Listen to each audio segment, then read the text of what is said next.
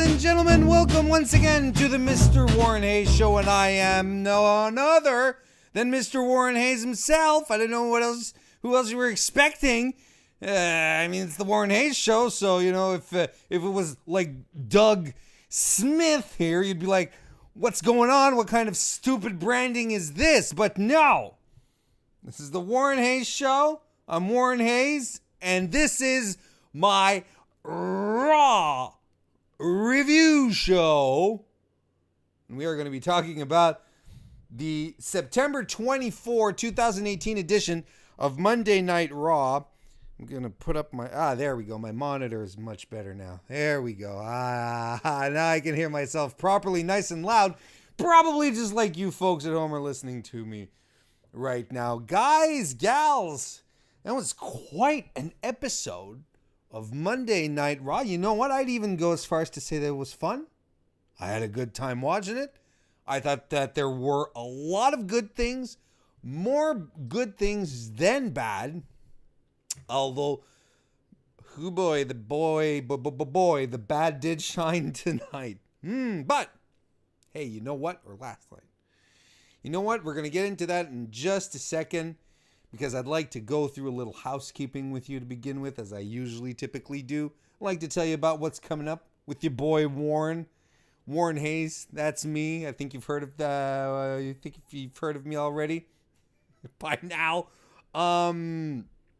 Tomorrow being Wednesday, if you're watching this on September 25th, which is the day that this video enters the realm of the internet, then on the 25th, you know that I will be broadcasting, putting live out into the world my SmackDown Live review, which is the equivalent of what I do for Raw, but for SmackDown Live, which will be right here on this YouTube channel that you can find at tinyurl.com/Mr. Warren Hayes. That's the wrong tie-in. It's not an or, it's an and. And later on in the evening, I will be doing my weekly 205 Live NXT recap show over at FightfulSelect.com, plus adding in some Mae Young Classic throughout my recap show. So that's fantastic. Covering 3 shows in one show. That's a 3-for-1.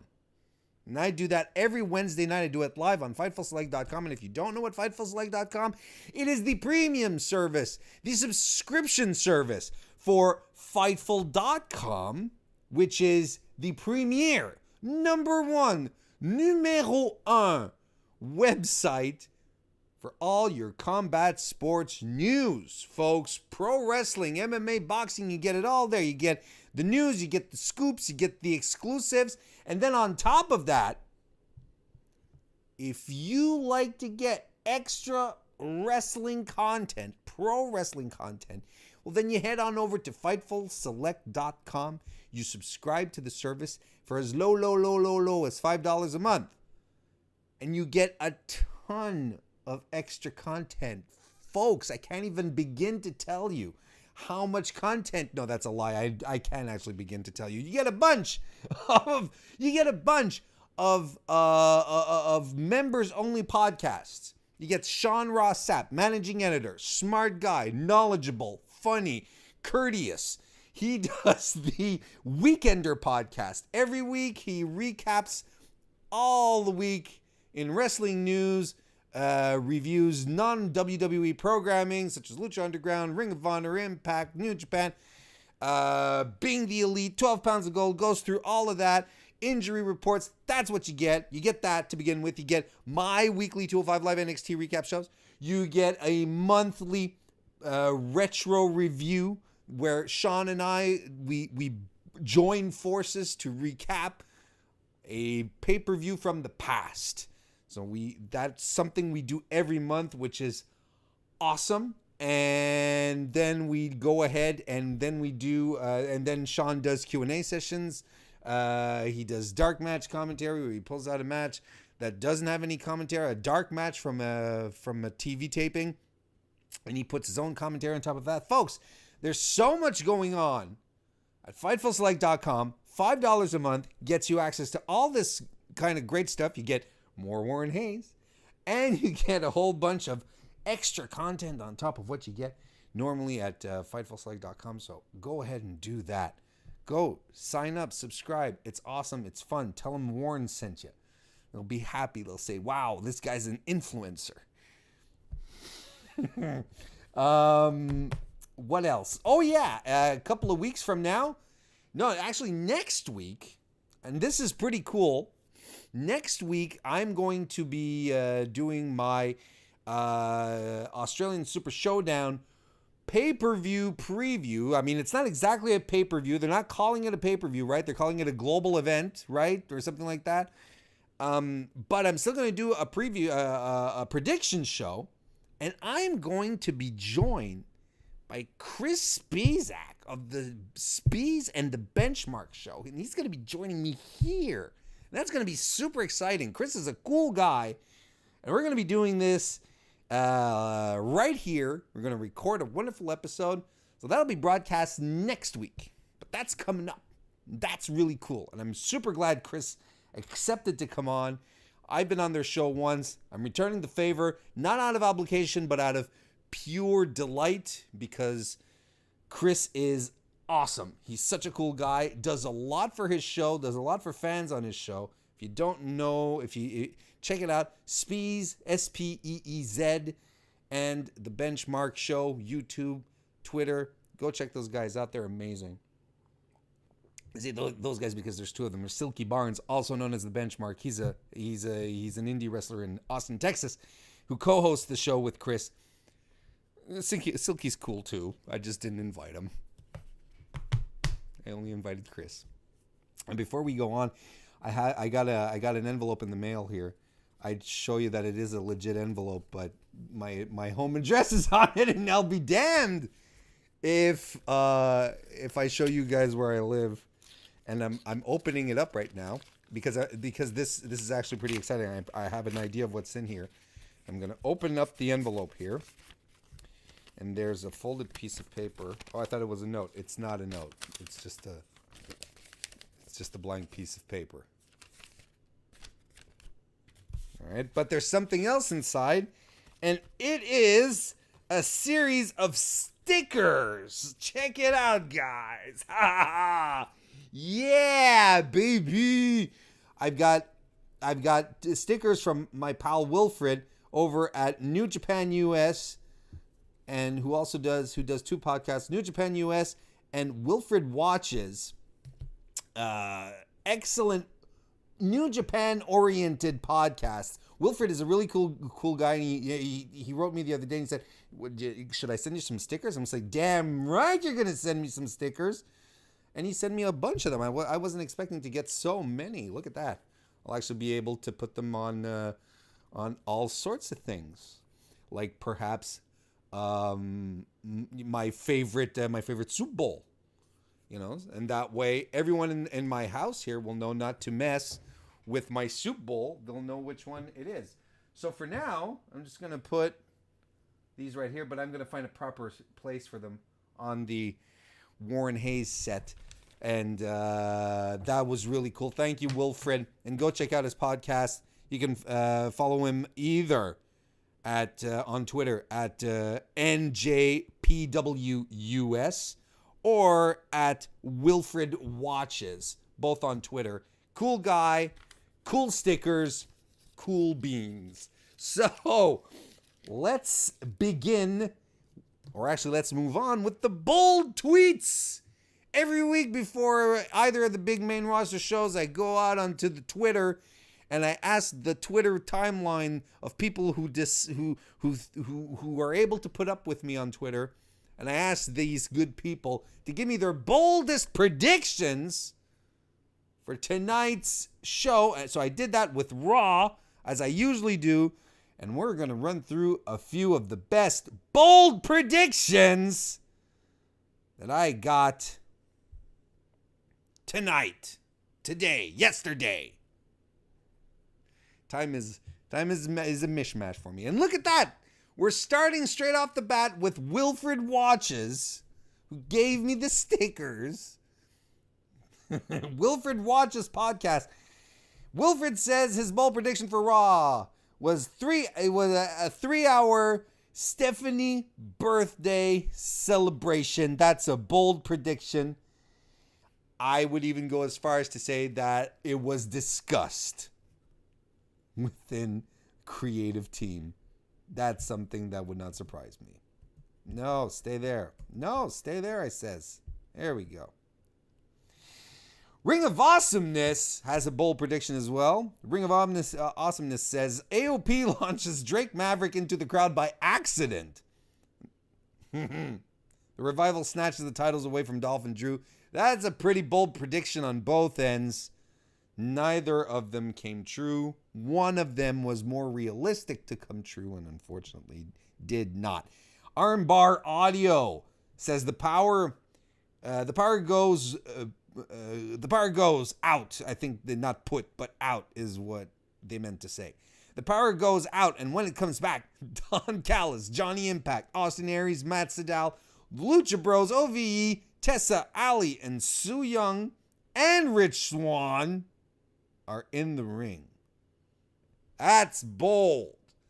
An Impact invasion under the cloak of darkness. Jacob Bright says, a buried alive Hell in a Cell match. That's a bold prediction. How would that even work? How, like, you'd have the cell, and then you'd have, like, the plots of Earth within the cell? Like, or would there be, like a gigantic moat around Hell in the Cell? Like, around the ring? Then you'd have, like, a moat?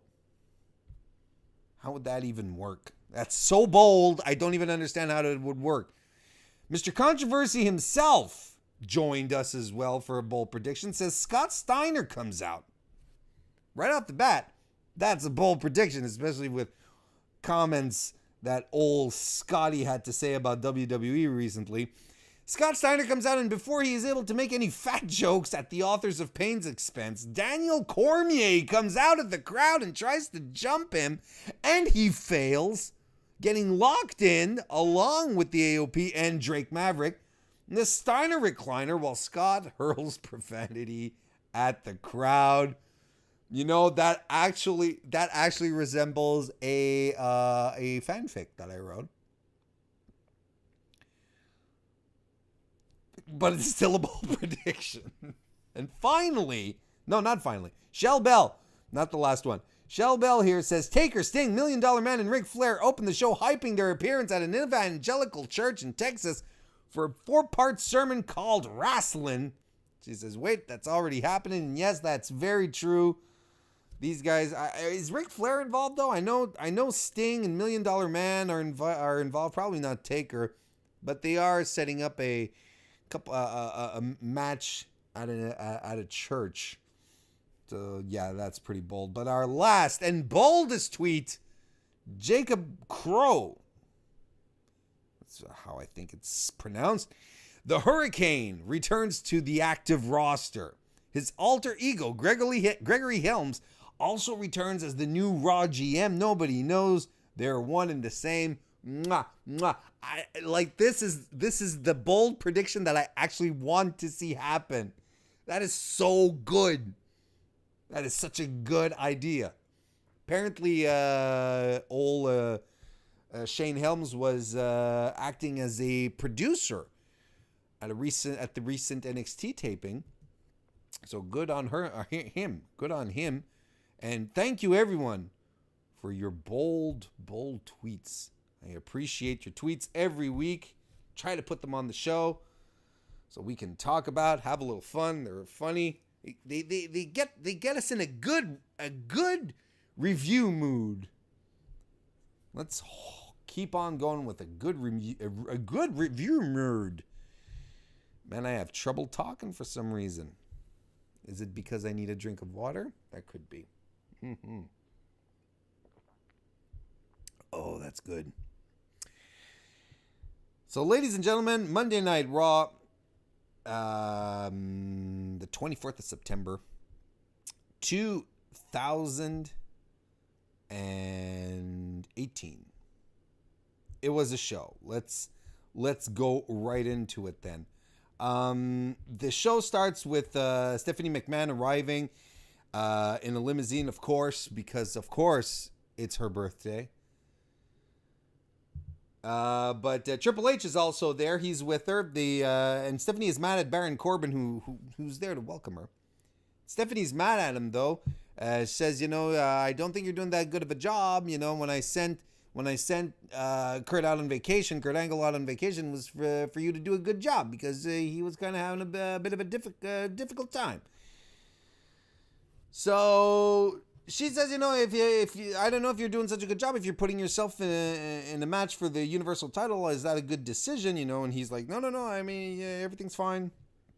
Anyway, sort of like to make sure that she's still the boss. Remind him who's really in charge. She books him in a 6-man tag match against the Shield, and she says, it's up to you to find yourself a couple of partners to get the job done. And we get a Shield segment in the ring. They come down through the audience because they're men of the people. Dean starts off saying that they are the 3 workhorses of WWE. They may have lost a few battles, but they haven't lost the war.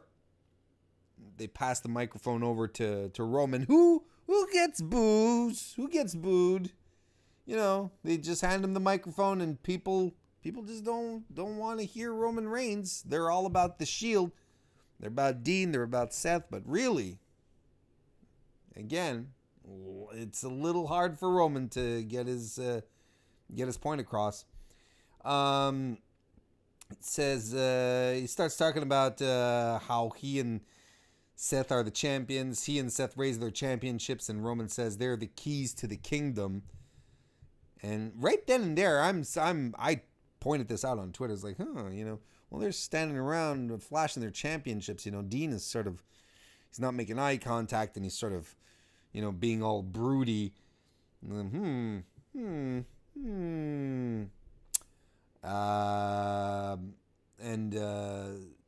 Basically they call out Baron Corbin and his partners, to come to the ring and settle this. Corbin's music hits, but he comes out alone.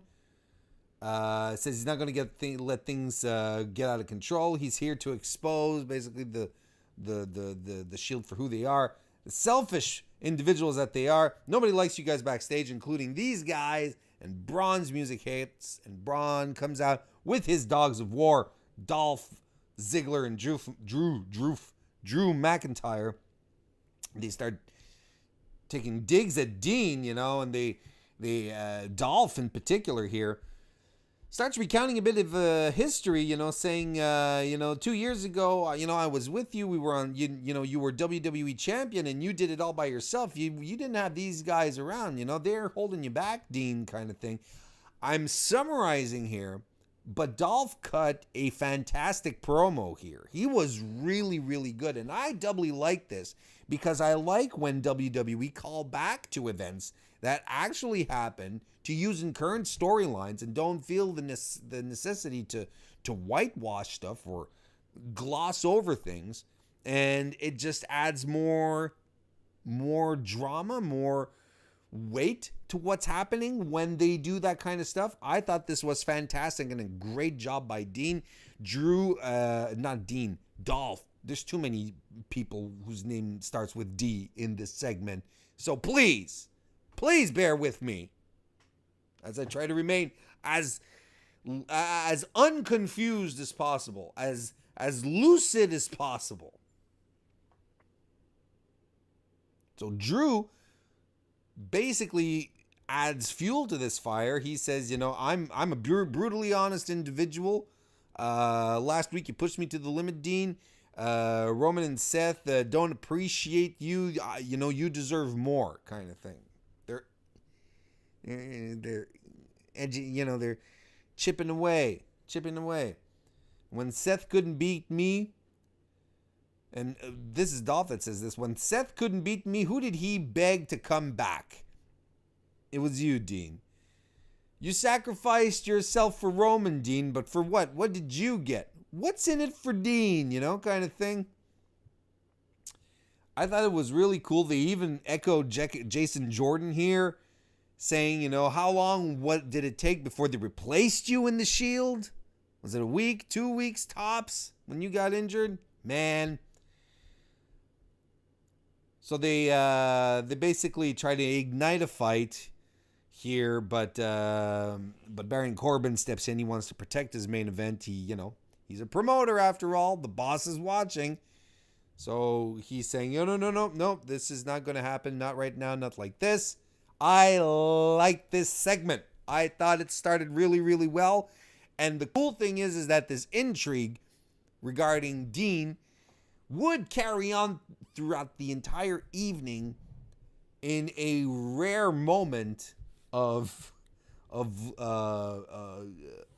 consequential, logical, and fun storytelling on the part of creative. Our first match of the night is Finn Balor versus Jinder Mahal. Finn is accompanied by Bayley. His mixed match challenge. That's quite a mouthful. See, this is why I'll never be a professional broadcaster. Mixed match challenge partner Bayley. And Jinder Mahal is accompanied by Sunil Singh and Alicia Fox, his mixed match partner. Mixed match challenge partner. Mixed match challenge partner, Alicia Fox. And it was what it was. It was fine. I thought as far as a curtain jerker goes, this was perfect. You get two fan favorites out there. Mahal gets some power offense in. Finn goes for his speed and, basically hits his signature offense. At some point, Singh trips Balor up, and that's enough distraction for Mahal to get a roll up. Only for two, though. Mahal runs the ropes, and Bayley trips him up, to a large reaction from the crowd. That gets Alicia Fox to waddle over to Bayley. And Bayley pops Foxy right in the mouth. Sunil Singh comes in to take care of business, but he gets a Bayley to belly. Finn rolls up Mahal for the win. After the match, okay, hang on. Let me separate this.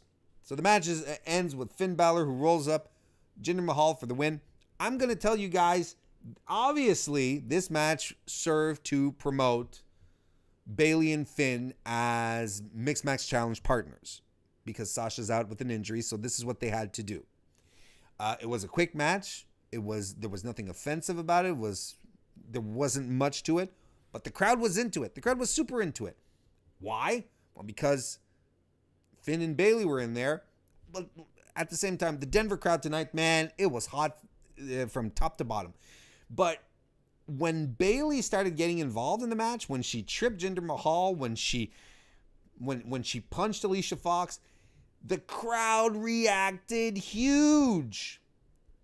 And this is the crazy cuckoo thing, is that Bayley still manages to be over when she does stuff, and people just want a reason to cheer for her. And I think it's the same thing with Finn. And I think I'm going to include myself in here. We just want a reason for us to go bonkers for them, because I myself, when Bayley tripped Jinder, was like, oh my God, that's amazing. This is what I want from Bayley. Then commentary goes, oh, but what is Bayley doing? This is so unlike her. Shut up. Play it up instead. It's like, whoa, Bayley showing some fire, getting involved. Look at, give it to us. We want to be able to cheer for Bayley. So give us reasons to cheer for her. Same thing for Finn. But then, after the match, there's this really bizarre and unnecessary moment where Alicia Fox and Jinder start beating up on Sunil Singh. They take turns beating up on him, toss him back into the ring. Then Jinder's seething, but then he starts doing the Shanti thing, but very aggressively, and Fox starts doing it too. That was completely unnecessary. I don't think it was good. Anywho, it didn't distract from the fact that the match was fine. You get your babyface win. You get the crowd all energized and jacked up. This was a very good start to the show, I found. Then we got the Natalya and the Bella Twins versus the Riot Squad. All right, so I think at this point we kind of know what happened during this match, don't we?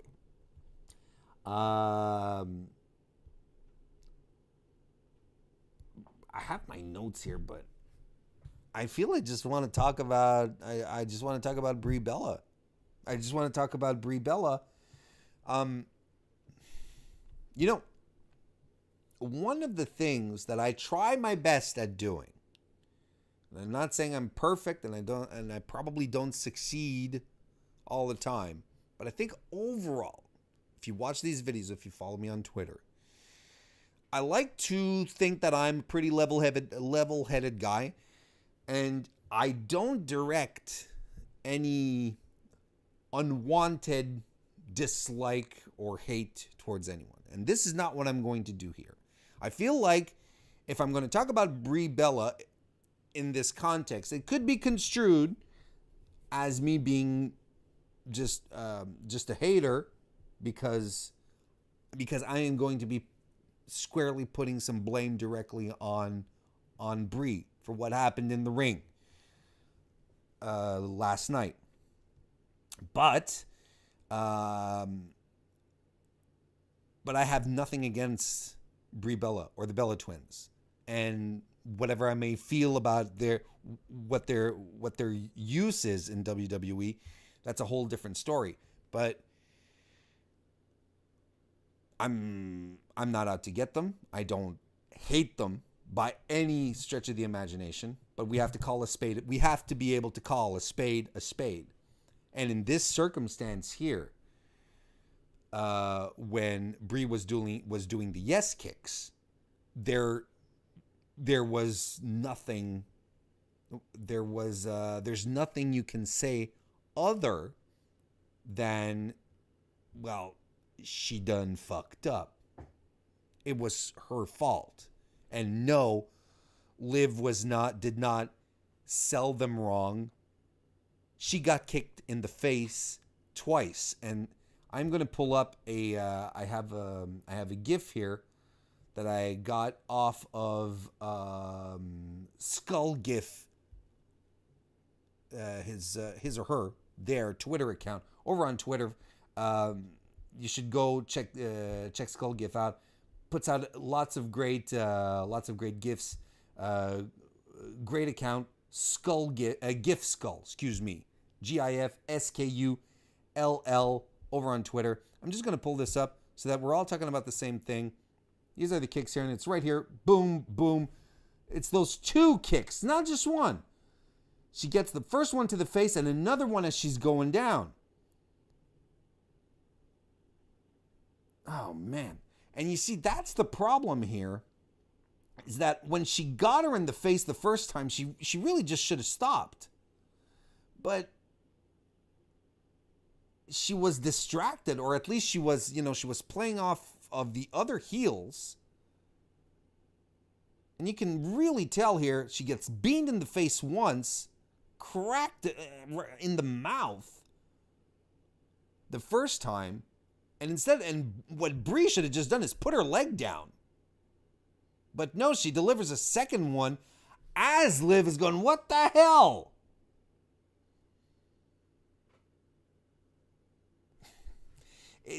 It's not on Liv. This is entirely on Brie. Oh, man. All right, that's enough of that. Now, the thing here, the problem that we have here right now is Brie, who has pretty much established herself since returning as an unsafe worker. She's been throwing very stiff punches to The Miz. Oh, and later on in that match, in the same match, she's catapulted. Sarah Logan catapults her onto Ruby Riott, who's on the apron, and she comes with a forearm, but she nails Ruby Riott right in the mouth. And you can tell Ruby just sort of goes back and like, if these were territory days, man, I would come in and I would potato the shit out of you. Bree's been throwing very stiff shots, not to mention that she hurt herself, or she damn well nearly killed herself doing dives a few weeks ago. Bree should not be in a ring right now. And those knees that she delivers, she did it to Ruby Riott tonight. You know, those knees that she delivers when with someone on the lower on the bottom rope, those are dangerous too, man. It's all too stiff, all too close. She's not being safe, not being careful. And now Liv she was injured. She was taken out. God bless her. She continued as long enough to do the triple suplex spot, but man, she was dazed. You could tell the referee was trying to get her out of there, because there was a point in the match where the ref was looking over at what was going on the outside and looking back inside, looking on the outside. The call had come in for her to get the hell out of the ring, but she pushed on. And then, you know, when Michael Cole was saying, oh, she was taken back to ringside, and then we saw the camera switch as the Riott Squad won, and she was lying down in the corner there. Dr. Chris Amon was there checking on her. You could see him very clearly for that brief second. He was there checking on her. So none of this is good. She got hurt. Now, I'm convinced that Bree did not do this on purpose, and I am sure she feels bad about what happened. But enough is enough. She's in a high-profile match coming up with Nikki and Ronda Rousey against the Riott Squad in Australia. I say you bring that match back down to a 2-on-2. You keep Bree out of the ring. We don't even know at this point if Liv is going to be cleared. I guess we'll find out more tomorrow, or today, I should say, during the course of the day. Maybe over the next couple of days. But she's got to stop. You know, she might be Daniel Bryan's wife, but she can't wrestle like Daniel Bryan, and WWE has to stop kidding us into thinking that she can. That's enough.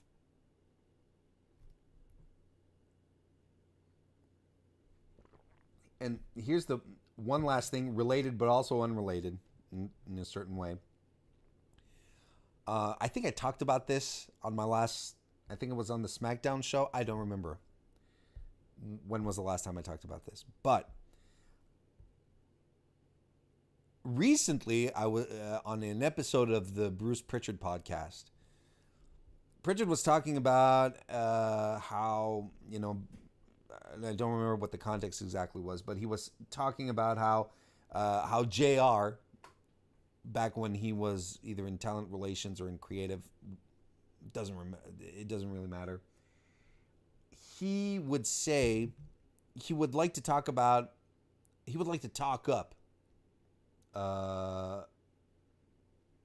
the performance, the accomplishments of current WWE wrestlers in other sports. You know, JR he's a big sports fan, you know, so he'd talk about how so-and-so played football and or how, you know, basketball or whatever, you know, and talk about how how their best performances and you know, their top scoring. I don't know, dude. Like, I'm not a big sports fan, so I don't know exactly what you're supposed to be promoting. But Bruce mentioned that JR liked to do that a lot. He liked to do that a lot even in creative. And everyone was like, well, JR, or Bruce, not everyone, but Bruce was like, to him, it didn't matter. Because what mattered to him regarding the wrestlers wasn't their performance in college basketball. It was what they were doing in the wrestling ring, in their wrestling career. And that's what mattered to him. And usually that's what matters to wrestling fans. And I have a tendency to agree with this. Because I don't care if... honestly, I don't really care if Roman Reigns used to be a defensive back. He used to play football. I don't remember exactly what position he was in. That has no incidence onto whether I like the guy or not, or whether he's a good wrestler or not. It has no incidence.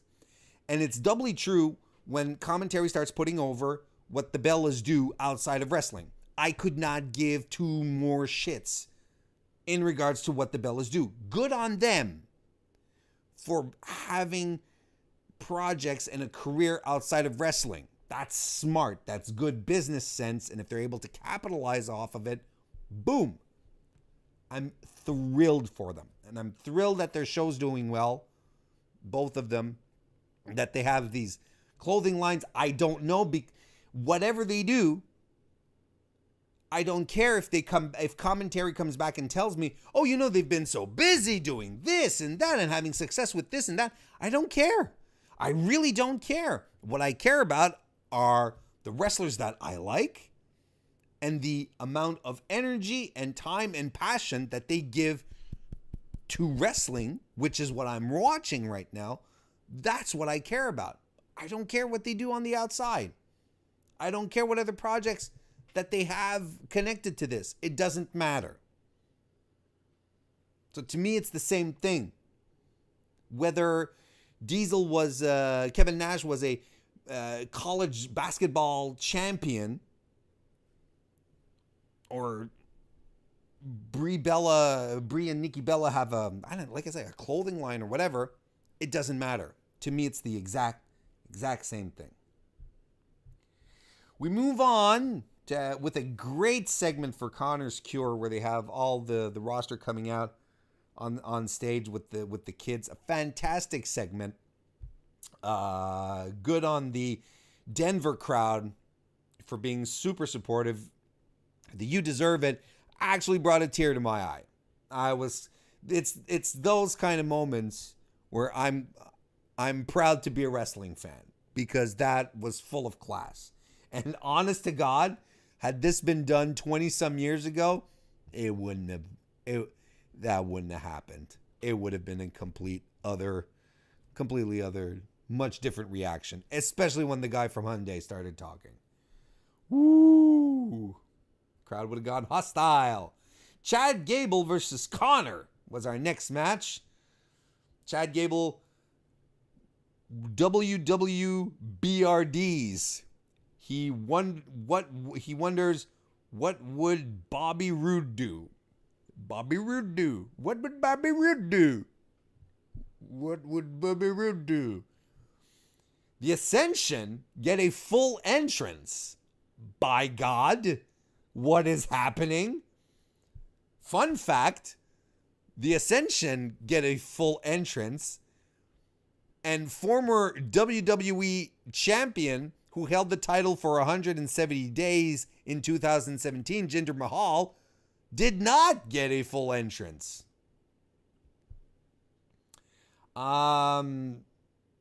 Quick match, but Gable still had managed to shine in this. Connor using a lot of strong offense. Gable starts with explosive offense. Missile drop kicks, German suplex into a bridge for two. He misses the moonsault but lands on his feet, but Connor takes him down with a big slam. The Dominator for the win. Connor wins. The Ascension get a win. Woo! To be honest, I think it's as much as double-edged sword time. I think the fanboy gimmick that they're doing here with Chad Gable and Bobby Roode, I think it's run its course. I think I'm done with it. because it's a little too over the top. I think if they just brought it back a little, they just dialed it back a little bit, I think I'd be cool with it. But for Gable right now, so yeah, I wish they'd either dial it back or just like move along. But then at the same time, I get to see Chad Gable on my television, and that is good. So double-edged sword. Not sure where to go with this. Charlie Caruso runs into Triple H and Stephanie as they're leaving, and she asks Trips to react to the comments of The Undertaker, and he says things. Listen, I hope they have something big, because next week basically is the Australian Go Home show, and I hope they have something big ready for this feud to send us into Australia, because as much as I thought it was really well built, I felt Undertaker's promo last week, Triple H's promo 2 weeks ago was okay. I thought Taker's promo last week was dry, and this was a lot, very much flat, like. And it's too bad, because I thought that for a nostalgia feud, I thought they were doing a really good job building this up. Next we get Drew and Dolph versus the Revival. Hot damn, how good was this match? This was a lot of fun. Great physical offense throughout. Dawson hits a Northern Lights suplex on Dolph early on. Top rope flying tackle by Wilder. Goes for a cover. Only gets 2 though. Dolph dodges an attack by Wilder, who lands out right into the steel steps, and that allows the heels to take control. The heels, but who were the heels? Well, you know what? At some point, the audience were really behind the Revival, because the Revival were really, really good. Drew comes in, hits a suplex on Wilder. Dawson hits a double underhook powerbomb on Ziggler. Goes for the cover and gets a 2.9. Crowd is amping up because the action is so solid. The Revival are doing what they do best, and that is cutting off Dolph from Drew completely. It was fantastic. They looked like the champs that they are. The extraordinary tag team that we know. When I say we, I mean we, those of us who watch NXT, and we know that they can be. So yeah, there's a superplex, great spot, superplex by Scott Dawson on Dolph, which is immediately followed in by a splash by Wilder, who was off the other top rope cover, and it's broken up by Drew. Tornado DDT off the barricade by Wilder on Drew, and at this point, we're all believing that this is going to happen. They do a bit of a botch on the Famouser, which is that Dolph tries to do on Wilder, I believe, but they recuperate pretty well, turn it into a Steiner liner. And Dawson hits a top rope clothesline cover, again another 2.9. But man, the Revival try to double team Drew, they can't. Claymore zigzag for the win. But you sort of wish that they could do another match, that they could have a program together, and that the Revival could come out on top with the tag titles. You sort of want Drew and Dolph to dump this whole Shield thing at this point, because this was so good. This was really, really, really good. You know, the cool thing is that both McIntyre and Ziggler, neither of them are afraid to get really, really physical. And Dolph, being the pro that he is, made the Revival's offense look spectacular. It was a great match. Elias and Kevin Owens have a segment. Basically, Elias is in the ring and says, "No, you folks, tonight you're not going to get a performance from Elias. No, I'm setting the stage. I'm leaving the area open for my good friend Kevin Owens, and the Kevin Owens show has his full set out. He puts over his their match. Elias and Owens puts over their match at Super Showdown against Bobby Lashley and Jonathan Cena.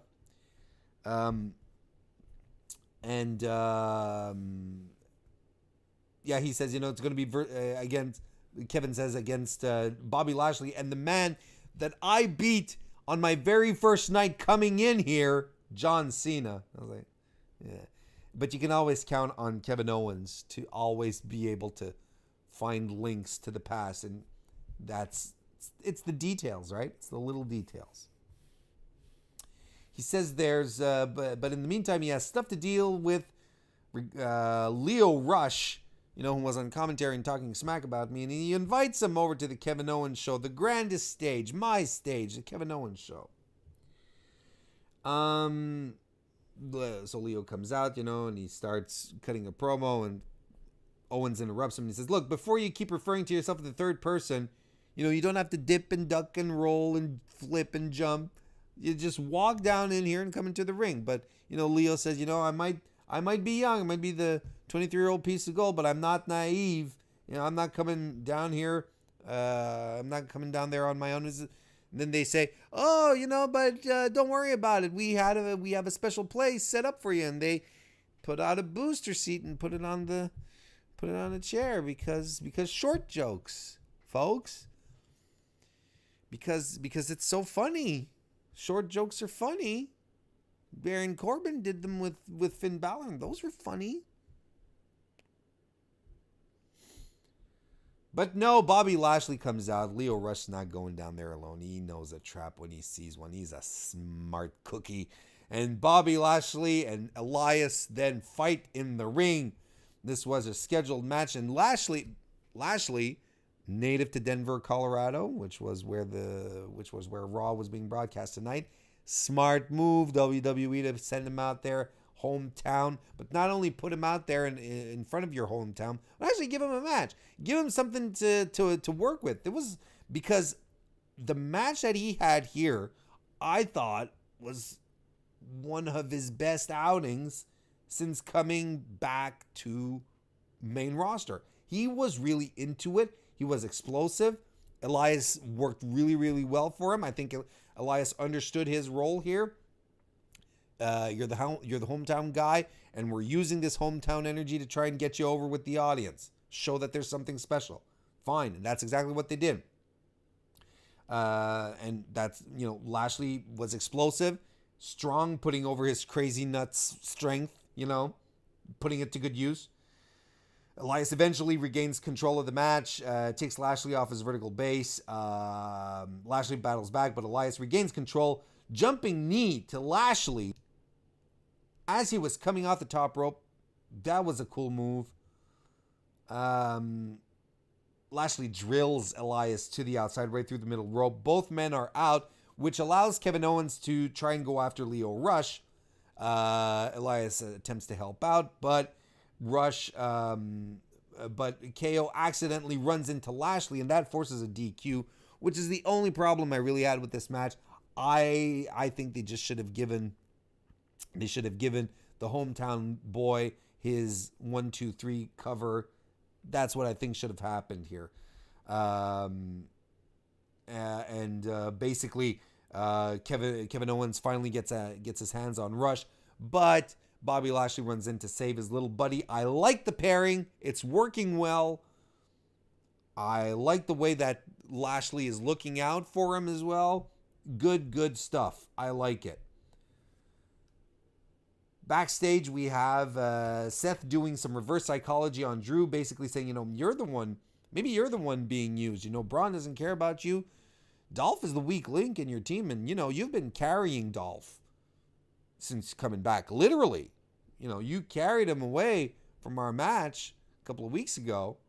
Why is Dolph getting all the title shots? Why is he getting all the title opportunities? What about you? You should take a good long look in the mirror.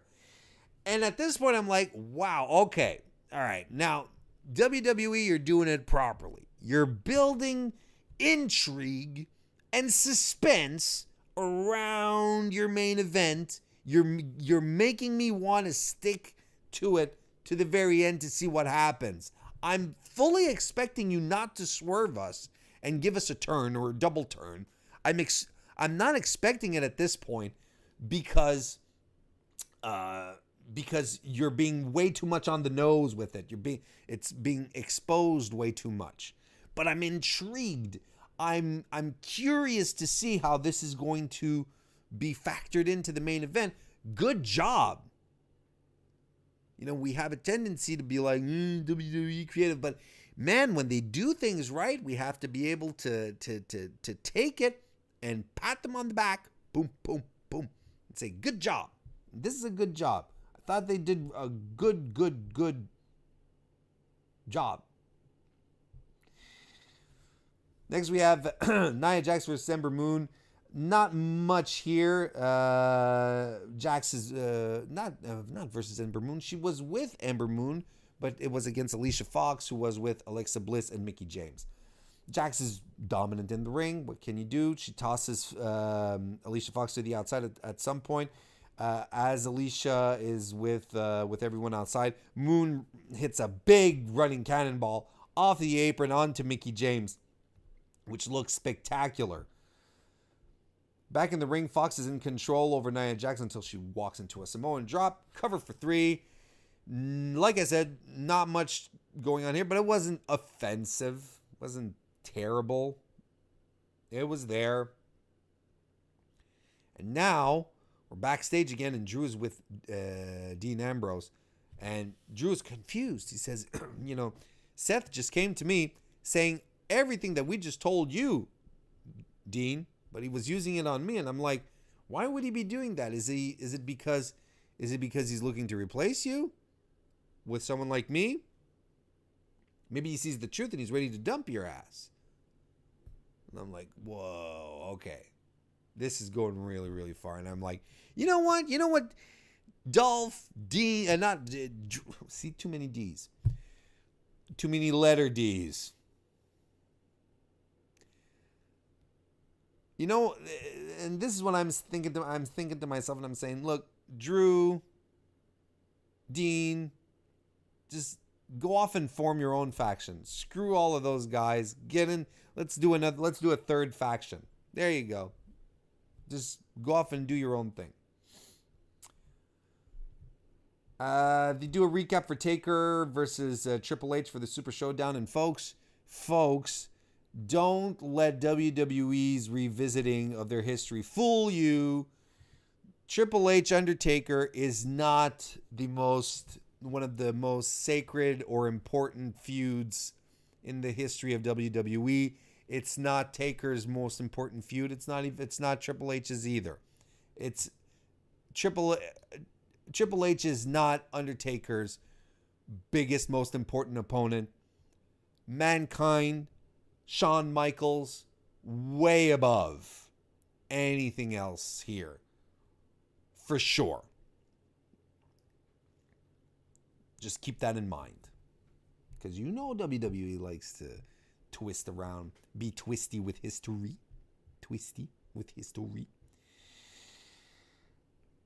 Here comes our main event, The Shield versus Baron Corbin and his mystery partners. And who could they be? Holy smokes, it was Authors of Pain. And I felt it was like Christmas. I really did. Finally, AOP getting something to sink their teeth into.